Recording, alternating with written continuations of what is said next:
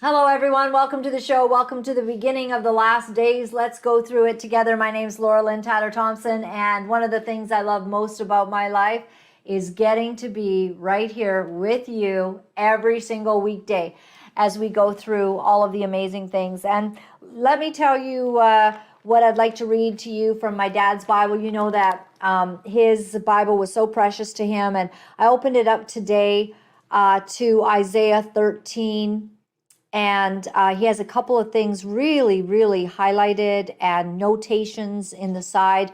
But it says in Isaiah 13, verse 10, and I think this is talking about the last days. And it says, "For the stars of heaven and the constellations thereof shall not give their light. The sun shall be darkened in his going forth, and the moon shall not cause her light to shine. And I will punish the world for their evil and the wicked for their iniquity. And I will cause the arrogancy of the proud to cease. And I will lay low the haughtiness of the terrible." Oh, I'm kind of glad about that, because you know what I feel like sometimes? I feel like those wicked people, Soros and the ilk of that nature, I think sometimes they seem to be getting away with an awful lot of stuff. And I pray for the day of justice. I think we're beginning to see it. I think justice is coming, and we have to remind ourselves of that. Well, we have an incredible guest today, and you're absolutely going to love her. Her name is Dr. Rachel Ehrenfeld, and she is the author of the Soros Agenda. She's the founder and president of the New York-based American Center for Democracy and the Economic Warfare Institute. Dr. Ehrenfeld's multidisciplinary approach encompasses economic warfare and weapons of mass effect, including disinformation, free speech, indoctrination, propaganda, PC coercion, lawfare, corruption, money laundering, political Islam, terrorist financing, narco-terrorism,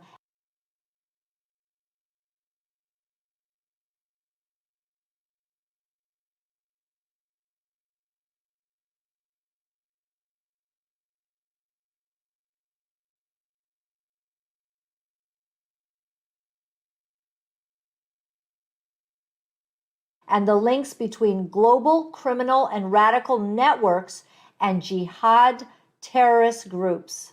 Dr. Erinfeld focuses on identifying patterns of seemingly unrelated domestic and foreign events as they link to threaten the U.S. political, social, and economic stability and its financial system, and other matters related to U.S. and Western democracies' security. Thank you, Dr. Rachel, for being willing to give us some of your time today. Thank you for giving us your wisdom. You have written this book, The Soros Agenda, and I would love for you to connect this. I've enjoyed getting a moment to speak with you before we've got this broadcast started, and I think that your wisdom and your insight is what we need, because this book that I follow, it says that without knowledge, the people perish, and I think that many people are without knowledge, and you bring that. So thanks for being here today. Thanks. I'm glad to be on. So when you wrote the Soros Agenda, what was it that caused you to begin to investigate? We all know this evil man is behind an awful lot of destruction and fighting that goes on in our world. Well, I actually started a long time ago when he came to the United States, when he opened his Open Society Institute, which was called at the time here actually in Manhattan, and the first project he chose was and invested immediately $15 million in propaganda to encourage this, was legalizing drugs. And actually he was also active in Canada with that. But he opened his own foundation, another foundation that he funded for drug legalization, and funded other organizations around the country in order to promote this agenda. And so what caught my eye was the fact that here is somebody who claims that he wants an open society, whatever it is, which turns out actually very Orwellian, like many of the things that he's doing and saying, and the progressive left is doing the same. They say open when they mean close. They say open when they mean divided. So, but he called it open society. And I asked, and I wrote in the Wall Street Journal and other papers, and I asked, well, how is it that somebody who actually says that this is what he wants, an open society, is also advocating the biggest slavery ever, which is drug addiction, because it is enslaving the mind, the body, everything. And I wondered, why is this a strange contradiction? And I said that it seems to me that he was interested in political changes. I was right. And I warned that unchallenged, he will be able to change the political landscape of the United States. This was in 1995. And I didn't have a crystal ball, but my instincts were very correct. And it turned out, unfortunately, that I was right. Nobody paid attention. I continue to write about him and follow him ever since. And so eventually, I tried to actually publish before, but finally I was able to get a publisher because his activities is the biggest funder of the Democratic Party, which is really trying to undo democracy, and in the United States, and he's responsible for many very bad domestic and foreign decisions by especially Democratic run governments, cities and towns in the United States and in other countries. And but my book is not a biography, which will be very difficult to do, because although he's 93 and a half, there is really not much information about him beside the information about his background that he was telling again and again and again. And you couldn't find anywhere a good investigative reporter that would go and actually obtain the information. Moreover, many governments, European governments, are holding the information and don't want actually to give away anything about him. There seems to be a kind of a conspiracy of silence, if you want. However, I followed him. I decided it's time to write the book, and the book is about focusing on his agenda for the United States. I mentioned other countries and how he developed the strategies, what kind of tactics he used in order to implement his strategies. And it's very important, because if you know what is the strategy, if you can identify it, and you identify also the tactics that he has been using, there is an opportunity perhaps for people who care about their lives, the lives of their children, their education, their Judeo-Christian beliefs. It's very important, and democracy, it's very important to read it, because it can be really a guide for what to do. So this is why I wrote the book. Amazing. And I hope it helps. Yes. One of the things that you've talked about, shockingly, because George Soros is a Jew, and I think that over this last 3 or 4 years, it's come to light sort of about, some of these very wealthy Jews that have had not necessarily the best intentions towards humanity. And I think that has begun to breed some anti-Semitism. It is breeding that. And I've been at war, basically in a culture war, trying to determine how to see this thing clearly. And one of the things you write about is how George Soros funds anti-Semitism.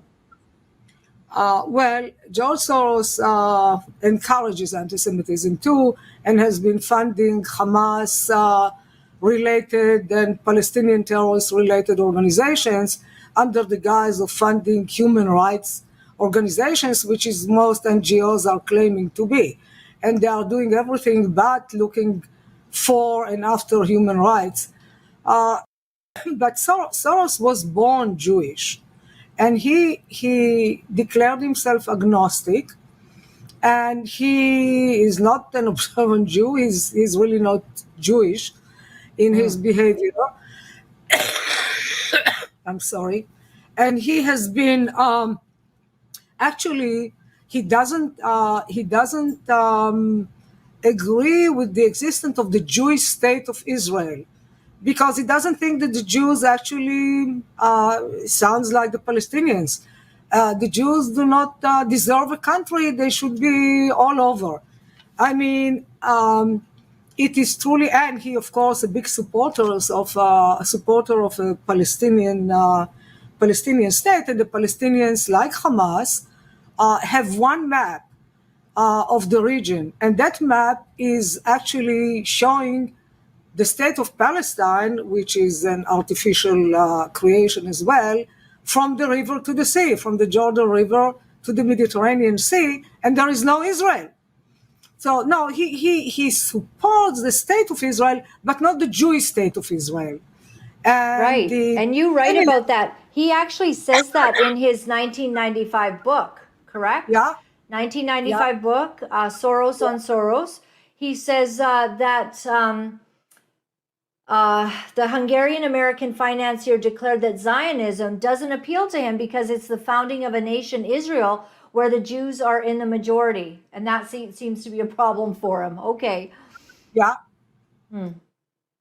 Claiming that being a Jew is being a minority. So here is also, you see another comment that is very often mentioned and is really a strategy of the radical left to claim victimhood. Okay, so if you are a minority, you are also a victim, and Soros claims to be a victim of anti-Semitism all the time. And why? He's abusing the religion he was born into, which he apparently doesn't like, as a tool, as a shield against criticism. Anybody trying to criticize his policies, his financial support to projects that don't seem to be very helpful or actually seem to be very damaging to the general society, to democracy, they cause division and racial discrimination, all kind of things. Anybody trying to attack him or to criticize him immediately is being labeled as anti-Semite. Wow. And now his son Alex, that is now the heir. He is now directing he's now the president of the Open Society Foundation since June of this year, is using the same tactic. So if you criticize what he's doing, also, I mean, it continues. If you criticize anything that the Soroses are doing, you are an anti-Semite. Well, I'm Jewish, and I'm an Israeli Jew, not only an American Jew, and I criticize Soros, and I have all the evidence on what to base my criticism. Well, I love this because it's so fascinating. So anyone who's saying that Israel is occupiers, Israel deserves that, the Palestinians are attacking them, basically they're in agreement with Soros. And that's a bit of an eye-opening statement right there. Sorry for my dog in the background, Dr. Rachel. But because here's a guy who's Jewish, wants to use the anti-Semitism card for himself whenever he can use it, at the same time is coming against Israel being a nation. Shocking. Yeah, and also he's by abusing his religion, the religion he was born into, he's creating more anti-Semitism. Because if anybody criticizes Soros, and most of the media is on the left, and many of them are very, very closely connected with him. So if you see more supposedly anti-Semitic attacks against him, it creates more anti-Semitism. It's like it's a pathology. It's like an epidemiology. Okay, you start with it, it goes on, and he really has helped to create it, encouraged it. Well, when people say to me that the Jews and the United States has funded Hamas, how do we unpack that? The Jews funded Hamas. I They don't say that. know. Well, they say all Right? kind of things. These are stupid lies. Actually, they are completely illogical. And this is the projection. This is what Hamas, for example, attacked Israeli civilians on October 7. They videotaped their attacks. There were even reporters for newspapers who knew about it and went along with them to videotape these things, and they sent it out to the world. And with the reaction, they said, "Oh no, it's not us. The Israelis did it." I mean, how stupid can somebody be? Okay, the evidence is overwhelming. The atrocities that they committed are, I wouldn't call them even, I wouldn't say animals, because animals are usually don't hurt other animals unless they are in danger. And this was really an attack which is monstrous. They baked babies in ovens. They filmed it too. They cut open the stomach of pregnant women, and they killed the infant that was the baby that was in her belly. They raped women and they marched them naked in Gaza, bloody. And it was not only Hamas members that did it. Actually, many people the innocent civilians of Gaza, which we are hearing so much about, that Israel is punishing Gaza and actually fighting Hamas and their supporters. And I know many innocent people are dying, but this is Hamas's fault, and they are not. Most of them are not innocent. They are the one who elected in 2006 with a huge majority, elected Hamas to be the governing party. They have been supporting Hamas all along. Very few people who opposed Hamas were shot dead by Hamas. And the Palestinians didn't revolt against, the Palestinians in Gaza didn't revolt against Hamas. They supported them. And many of them, of the so-called innocent civilians, participated in killing the Israelis on October 7, in raping women, in kidnapping them also into Gaza, into the Gaza Strip. Many of them looted the homes before they burned them. I mean, these are a criminal gang, really. And what is leading all of them is the indoctrination that they have been having for decades of jihadism, of radical Islamic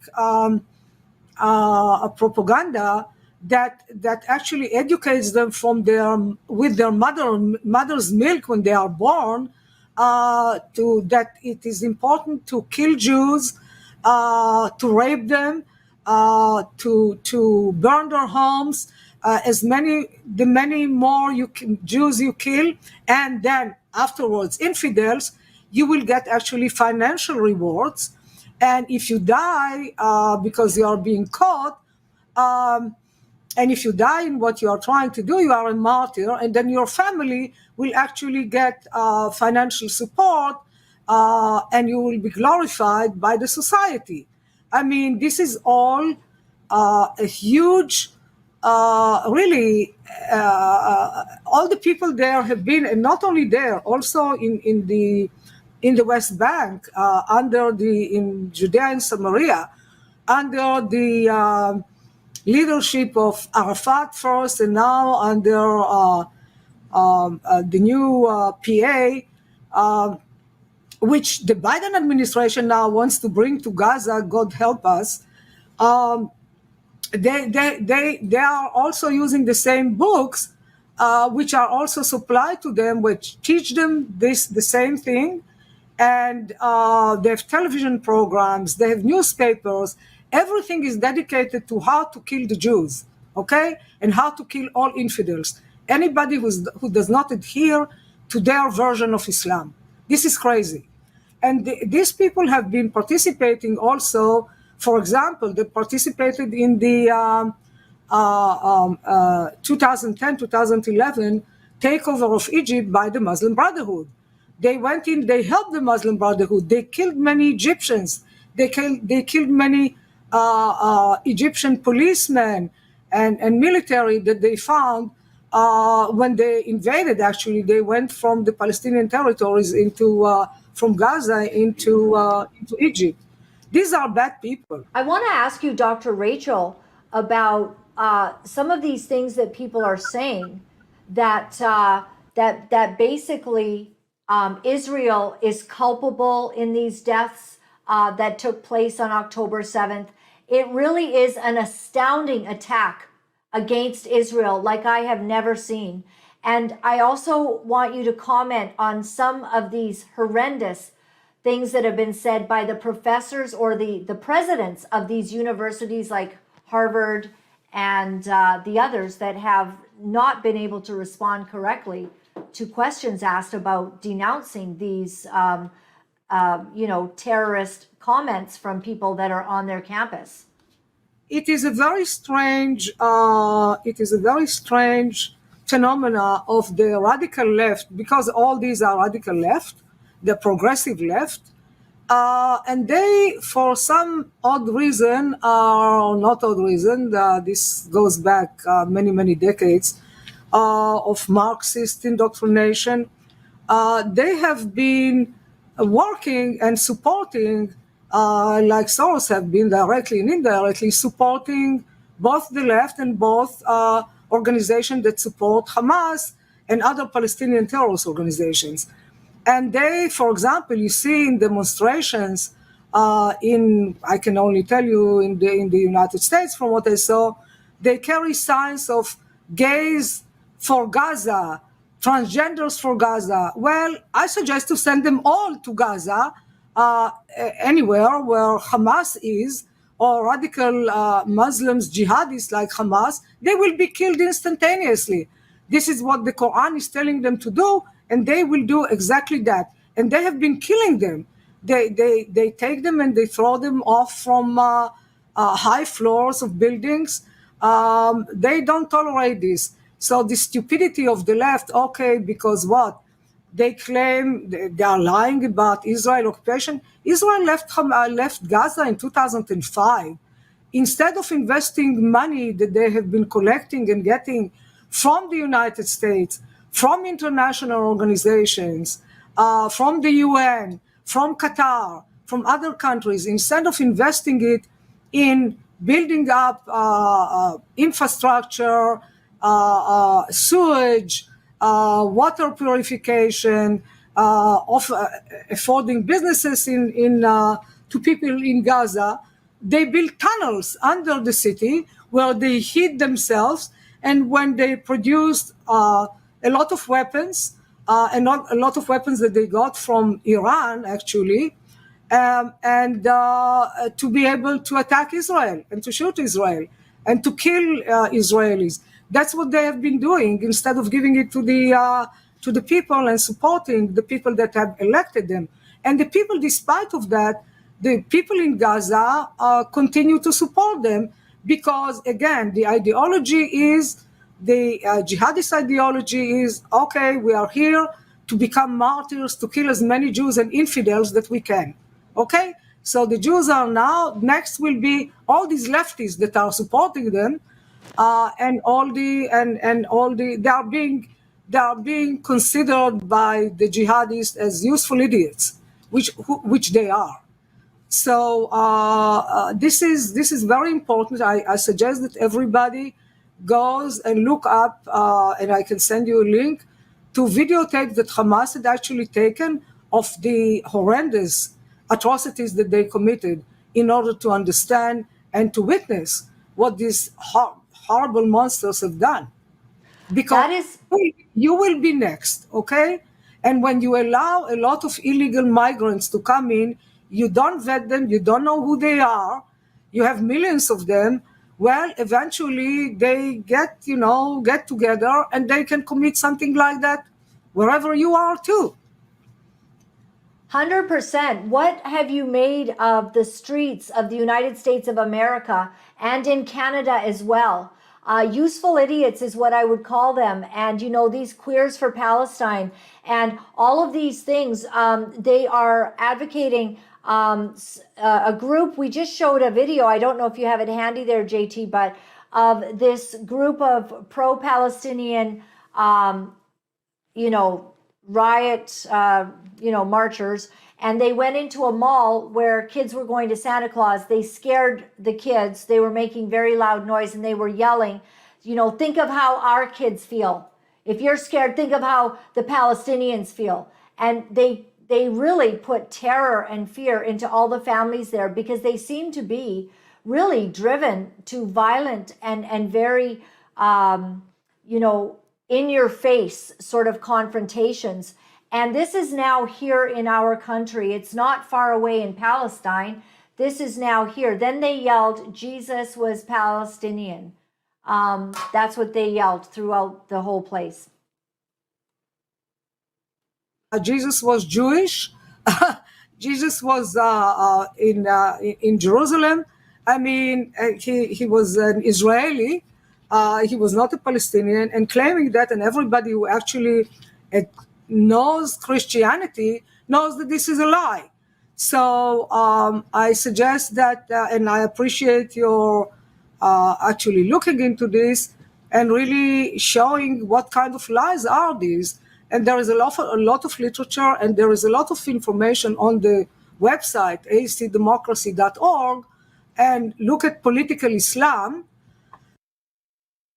and you will find many statements that were made by Muslims also in Canada who are against Judeo-Christian, very much against Christian values, okay? So I strongly suggest to do that, and you will find a lot of information about that.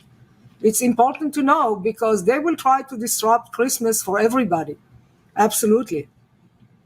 Yes, and they are becoming more disruptive. What do you say to people who do not understand about Israel legally with the United Nations becoming a state in 1948? The validity of that. Someone like Soros, who claims to be a Jew and wants the anti-Semitism card, but then doesn't honor this one tiny little country's, position to have their own country and land. Do you feel that it's a lack of understanding and knowledge that people are so upset about this? People don't, well, most people are ignorant, and so they are susceptible to really propaganda. And the lousier they are, the louder they are, the more they repeat their lies, the more people believe them. Unfortunately, Israel doesn't have a very good PR, okay? The Israelis think, well, this is the world, this is history. People know that Israel was there, I don't know, 3,500 years ago. Sure. There are many archaeological findings to prove that the Palestinians are a new invention. They actually, their name, Palestine was actually, Israel was Palestine, as the British called it, okay? When the British mandate was there. And the Palestinians actually borrowed this name because they needed an identity for themselves, a terrorist organization, the PLO, that needed the Palestinian Liberation Organization with Arafat. They needed a name to be identified. So they borrowed the name Palestine, but in Arabic they cannot even pronounce the word P. They pronounce it as B. So they say Palestine and not Palestine. How can you actually belong to a place if you cannot even pronounce the name? Right? Yeah. That is funny. That is Yeah. funny. And I also researched, Dr. Rachel, that the term Palestinian was first used in 1923 by what I could find. And that was a term for the people, but they didn't even accept it. And then Arabs actually, didn't accept this name either. I mean, 1923, it's 100 years ago. Yeah, it's only since that's when the British mandate was there. The Palestinian adopted it only, they started to adopt it after 1964, when 64, 65, 67, when actually the Kremlin, the KGB, helped them to organize as a counter movement to Israel, which is considered part of the West. So this was still during the heydays of the Soviet Union, where they used both Egypt and this terrorist organization, the PLO, in order to attack Western targets. And the PLO made its money and its fame by hijacking planes and kidnapping people and demanding huge amounts of money, blowing up airplanes. If you recall, if not, people can read about it in the history book. Read about the Palestinian Islamic Jihad, about the Palestinian liberation organizations, and you will find out the true information. So this is very important to know. And yeah, this is time for people to educate themselves, because the radical Palestinian jihadists are not only in Gaza, and they are not only posing a threat to Israel, the Jewish state, they are posing a threat to anybody in the West, and they are already here. We see them.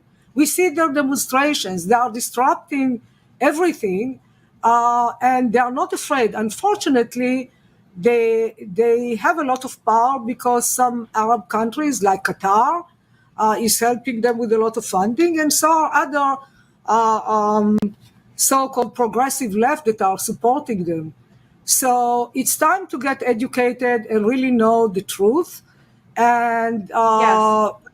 if you are armed with knowledge, you can actually be more careful, and you will know who to support in the next election, and demand that your city, your state, are run under law and order, and not allow this disruption and disorder and chaos by these terrorist organizations, really. Can you give us some insight as to why the nations all around Gaza, they don't want the Palestinians in? Egypt rejects them, Jordan, Lebanon. It's been very difficult for them to find a home there. Well, nobody wants them because they are troublemakers. Wherever they go, they participated. I just mentioned how they participated with the Muslim Brotherhood, because they belong to the most of them to the Muslim Brotherhood. They participated in the Muslim Brotherhood takeover of Egypt, which was eventually ended. This was the Arab Spring tragedy, really, that became an Arab winter instead. In Jordan, they threw them out because they tried to overthrow the government there. They tried to do the same in Lebanon, so the Lebanese threw them out. They were not accepted. They are not accepted in Kuwait because they were causing trouble there. They are not accepted really anywhere because they have this agenda, and they will. So it's not only against Israel; it's also against other Arabs that are not crazy, that don't believe in this martyrdom agenda, in the jihad agenda. So they go against them. So it's very important to know that they are already here and more are coming. So everybody has to be very vigilant and inform themselves and know as much as possible about them. Right. One of the things that Douglas Murray was saying, he's a commentator on these things and standing with Israel. He says it's interesting that everybody's saying we need a ceasefire, we need a ceasefire. We have Hamas, oh, they suddenly want a ceasefire, sure, because they're losing, but also they want to regroup, and they have said that they want to eliminate all Jews, and the Jews are just the beginning. Then it's the atheists and the Christians and everybody else. But Douglas Murray made a very good point. He said the world protests, and these Palestinians are protesting. When we've had a certain number of deaths in Gaza, which, by the way, we can't even verify because they lie about everything. They lied about the hospital. The hospital gets bombed by their own jihadi people, and they're saying, oh, 500 are dead, 500 are dead. Oh, it turns out, their own people accidentally bombed the parking lot, 50 people are dead. You can't believe a word these people say. So how do we know how many people have really been, wounded in Gaza? And these people seem to refuse to leave. But Douglas Murray's point was, when the Islamists kill more Islamists and they kill way more people, there's some kind of war and there's thousands and hundreds, that are harmed. They say nothing. They've killed millions of people. Look at the war in Syria. It had nothing to do with Israel, right? They have been killing each other for hundreds of years, okay? And nobody says anything about it. It's only when Israel actually defends itself, because it doesn't really have any choice, that's when Israel is being attacked, because they are a minority in the region. They are the only democratic country in the whole region that, by the way, allows every religion, whichever you want, to practice freely. And they support gays, and there is a huge gay community actually in Israel. It's a tourism Doesn't it attraction. make you wonder why the LGBTQ is so ignorant? They could go to Israel that would give them the freedom to do their thing, where they're supporting. This is how sick and deep and twisted and ridiculous it is. Political indoctrination really works like COVID. Okay, it infects people all the time, and the more prevalent it is, the more people are being infected, and it has to be treated as really. As COVID has been. We don't need any kind of strange injections for that, but we certainly need to change curriculums at school, and the heads of universities that support Israel, they have been getting so much money from Qatar, and millions of dollars, billions of dollars, many of them. They have been actually penetrated by Muslim Brotherhood supporters over the years, big time, and this is what you get. And this is the combination of the left, of the radical left, and the Islamists. It's a strange marriage. Each one of them think, well, we are use the other in order to promote our agenda. But I think the left will lose, because if political Islam gets actually any chance to be stronger, well, they will kill everybody who disagrees with them or enslave them. So do you think that's why the presidents of these large universities in the United States cannot speak clearly? Because it's really money behind it, because money is being funded in there. Thank God some of the supporters of these universities, the parents who are going, what the heck is wrong with you all? And they're pulling their support from these universities. But is it the infiltration? Is it money from Islamic organizations actually being put into these universities that's causing them to not be able to think or speak clearly on the matter? It is. They have received really billions of dollars over the years. It started with Saudi Arabia, but then the Saudis, after Al-Qaeda, they realized, well, we actually don't want these jihadist activities anymore, and they cut down on it. But Qatar is the major funder. You have funding also from Iran. You have funding from Turkey. And the so-called scholars are very much affiliated with the progressive left.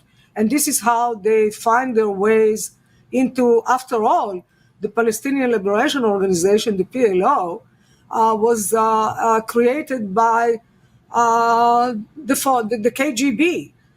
So there are many connections between the progressive left and Islamists, including money. And this is why we are witnessing what we are witnessing today. And this is very sad. And I think that parents should be careful of sending their children to places where they will get a lot of indoctrination, but not much knowledge. Well, I'm reading an article here from the Washington Examiner, and this is December 20th, 2023. And it says Penn and Harvard raked in $19.7 million from Qatar and Saudi Arabia in the last 2 years. I mean, that's just one place, right? Who knows how much money, and as you say, billions. I was shocked to find out that like these universities operate like small countries, basically, you know, with the billions of dollars they get. There is a lot of information about it, articles that I've written recently about, there is some information also in the book about this, that's under Soros' crusade against Israel, but there are other organizations that are doing it, and they have been, I mean, this has been going on for decades, okay? So you see the results of this, and they help in electing this progressive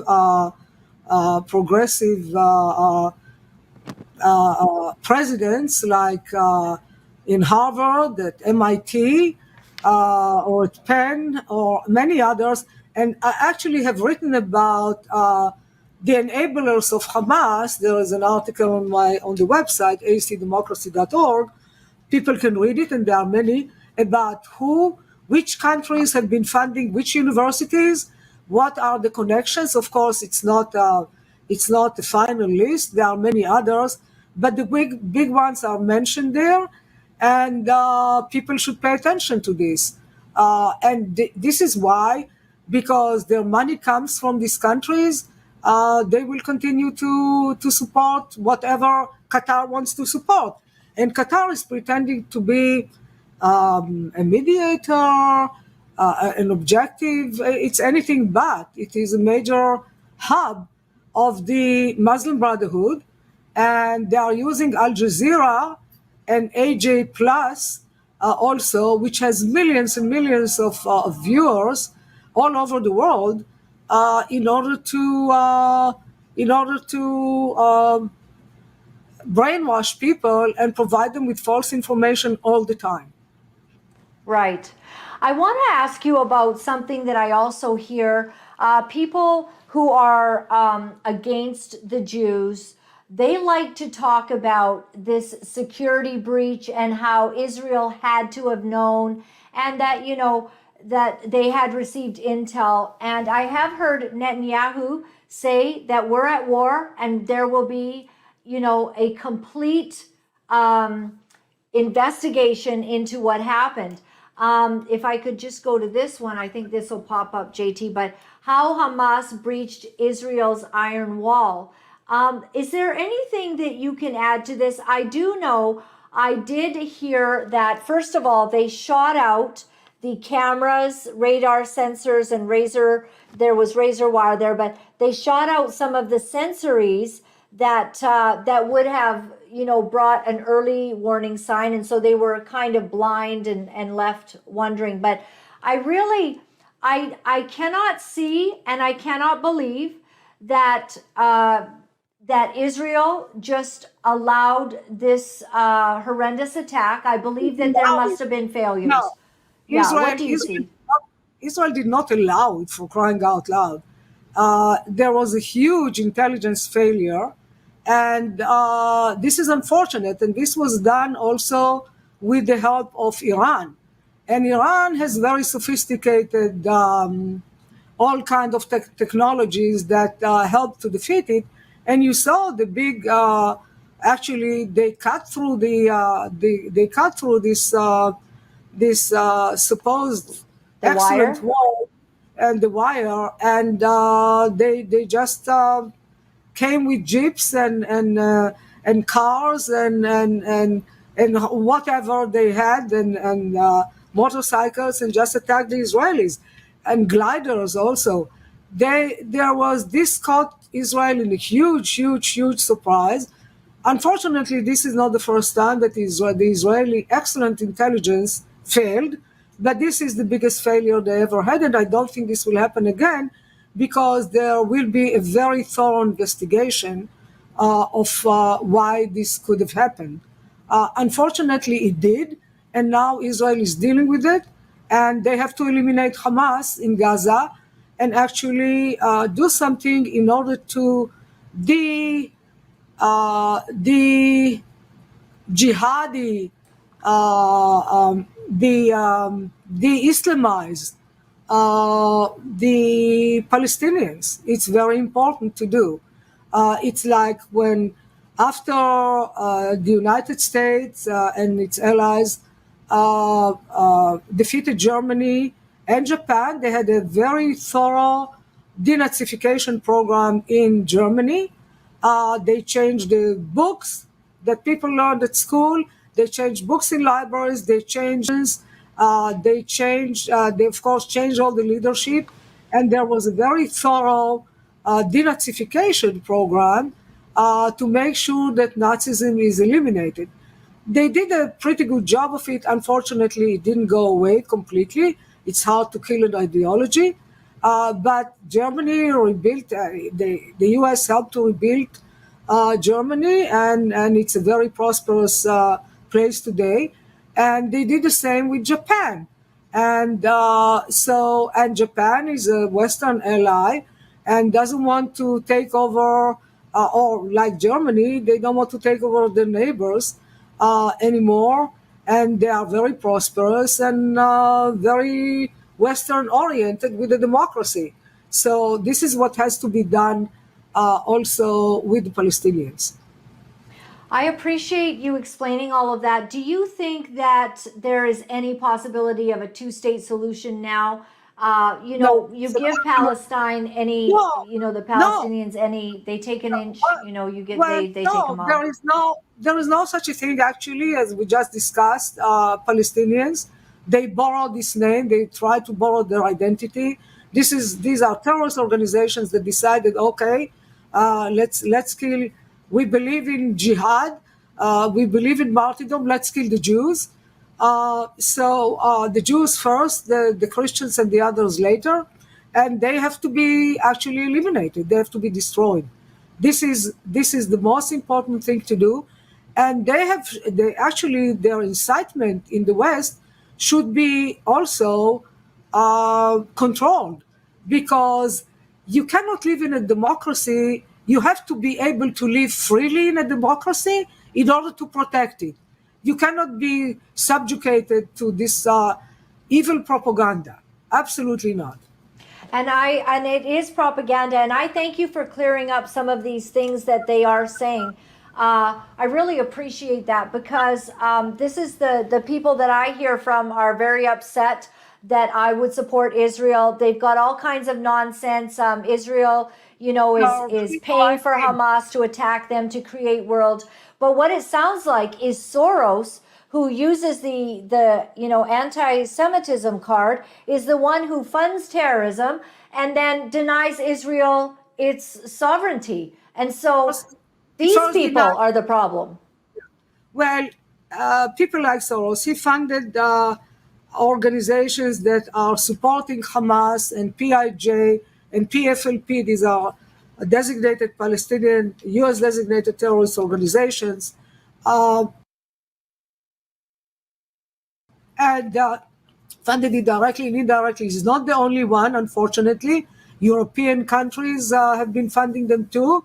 The US government, the USAID have been sending them money. Canada has been sending them money too. So many people who fell into the trap, and it's time to wake up, because these people can lead us to a terrible, terrible war, and they are endangering the security of the people who live here in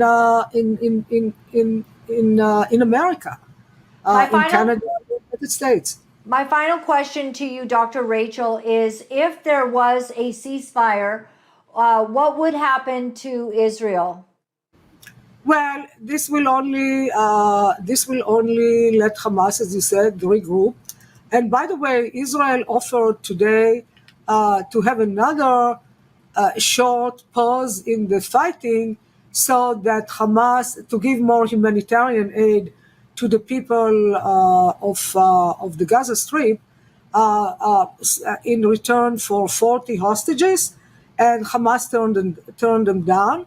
And tomorrow, the leadership of Hamas, Hania and others, are going to meet in Egypt in order to decide, I don't know what. But for now, Hamas had decided they don't want any negotiations. They want to continue to destroy and kill as many Israelis as possible, period. Yes. Well, I thank you for your insight, and also that you have such a clear perspective on it. We stand with Israel. We support Israel. Israel is a nation. They are a people which my Bible says are blessed by God. And we do hope, we pray for the peace of Israel. We pray for one day that there would be some reprieve from all of this. It looks like it might not be for a while, and it's going to be an act of God. But we do believe that God's protection is with Israel, and we hope and for Israel, this to be resolved. Israel, the Jews and the Christians need every miracle and God's help. Absolutely. So Amen. I wish you a Merry Christmas and a much better 2024. Same to you. Thank you. And let's do this again, Dr. Rachel. I find your insights to be absolutely brilliant. And once again, we will tell everyone that where to see you or where to see your website is. I've got it up here, JT, but it's acdemocracy.org. That's where you can see some of the writings of Dr. Rachel and some of the explanations, political Islam, narco-terrorism, Middle East conflicts. If you want to know anything, this is a good source. Thank you so much, Dr. Rachel. And also the Soros Agenda, which people can buy on Amazon and other books. The Soros Agenda, and that's your book, and on Amazon. I absolutely think we all need to understand what this man has done to create the chaos that we have. All right. Thank you so much. Take care. Good night. Good night. Well, I appreciate her wisdom, because what I've been finding a couple of times, she is Jewish.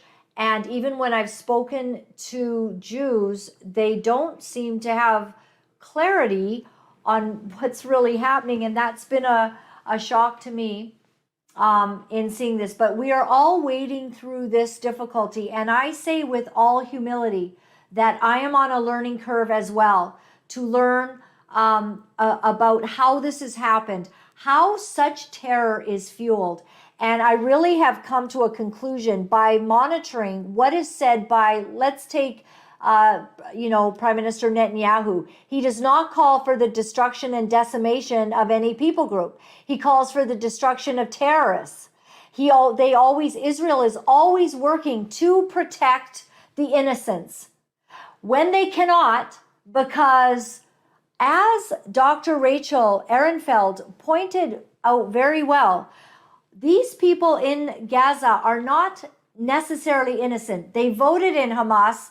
They've kept them in there. And yes, I understand there's some tyrannical things, but when there have been polls done in Gaza, largely the people are in support of Hamas, and more importantly and more disturbingly, they're in support of the annihilation of the Jews.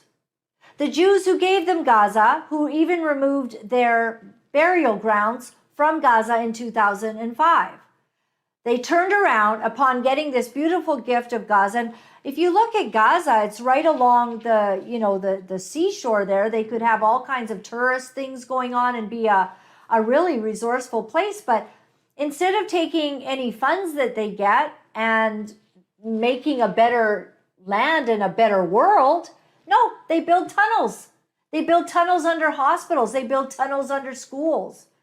And they use people as human shields. And then they cry out when, in order to get to the terrorists, you've got to go after those areas.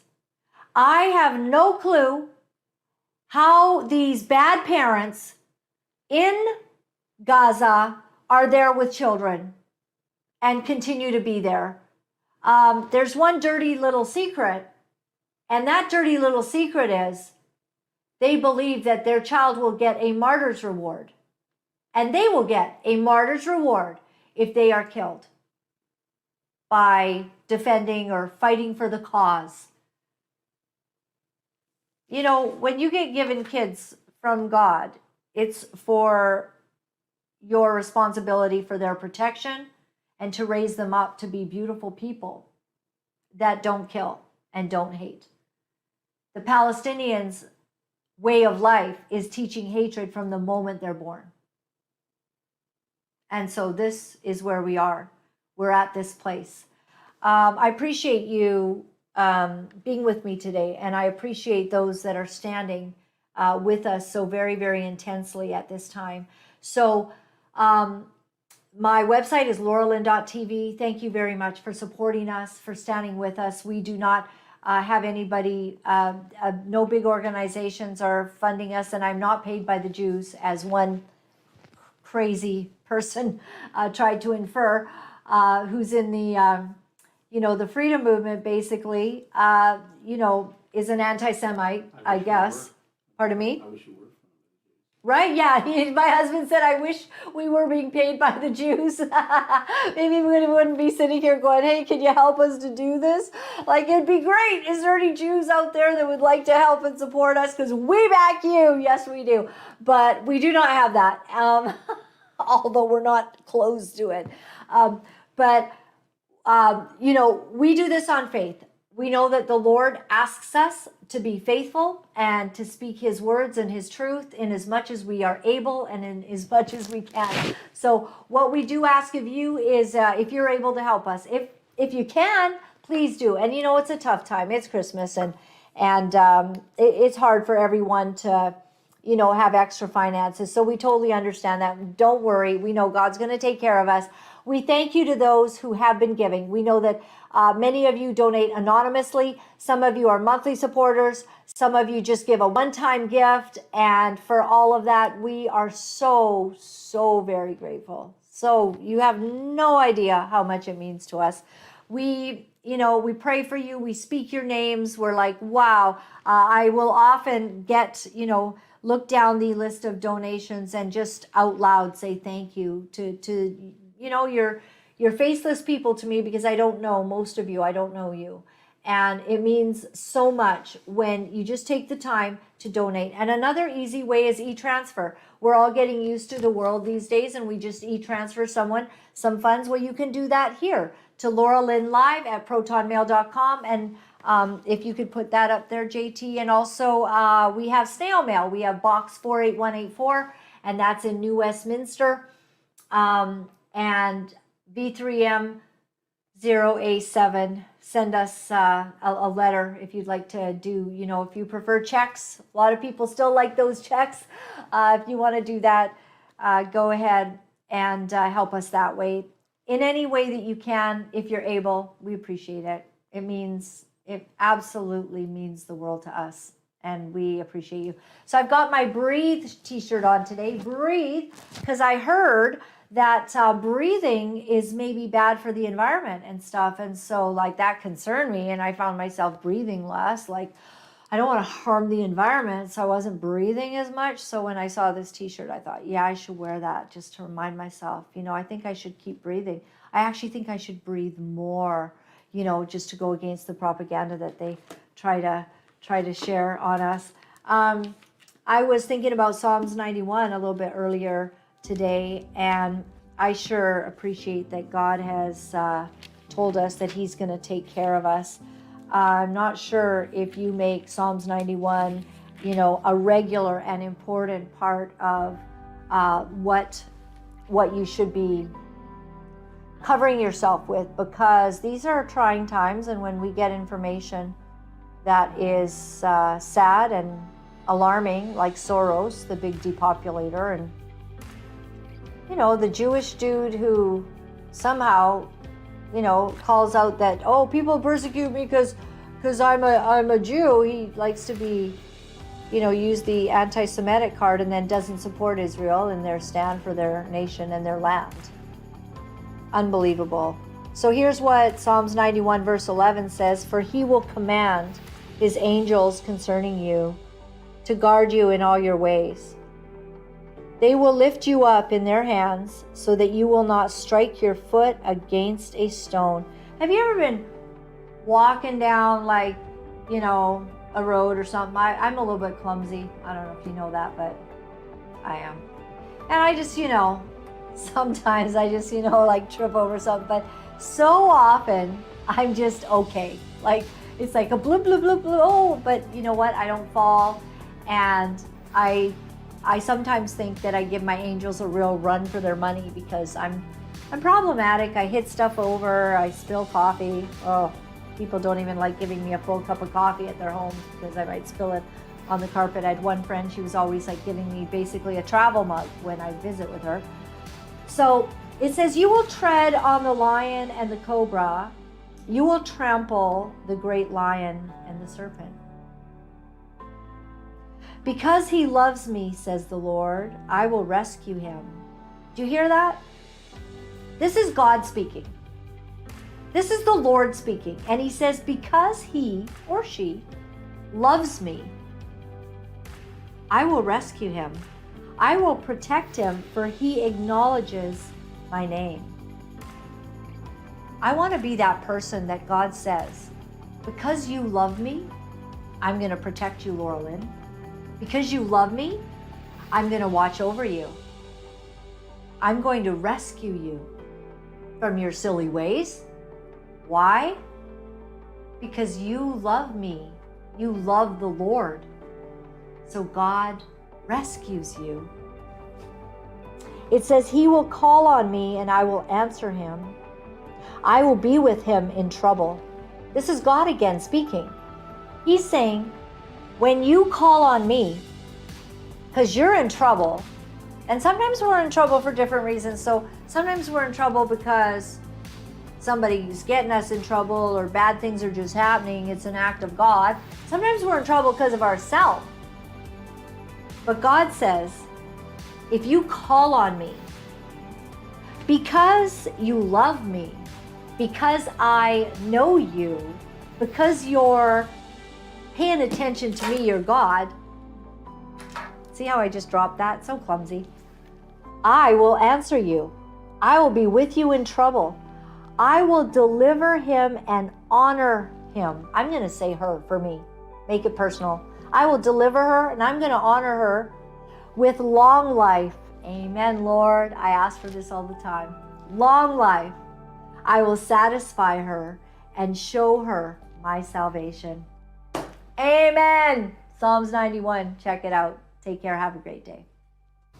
It's not easy to deliver the truth of what our sick world is doing, but for some of us, we feel that we have no choice.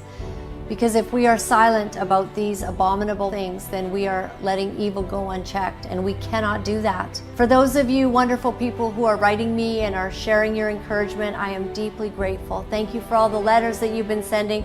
Thank you for the donations and the support. I found out that in order to speak the truth, you have to become very, very strong. If you would go to my website at www.lauralynn.tv, you'll find all of the ways that you can contact me. Remember, my friends, all is well. All is well. Thanks for joining me.